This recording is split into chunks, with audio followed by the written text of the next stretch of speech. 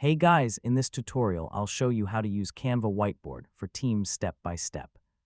So if you want to brainstorm ideas, manage projects, plan content, or collaborate with coworkers online, yeah, Canva Whiteboard makes teamwork much easier and more organized.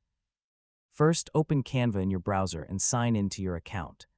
Once you're inside the dashboard, you'll be ready to create or join a team whiteboard.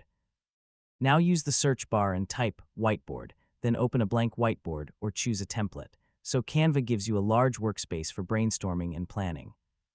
Next, click the Share button and invite your team members using email addresses or a collaboration link.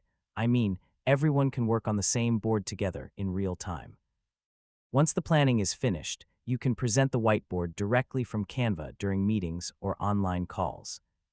Finally, export the whiteboard as a PDF or image if your team needs a copy outside Canva, so everything stays saved online for future updates too. And that's basically how to use Canva Whiteboard for teams from start to finish.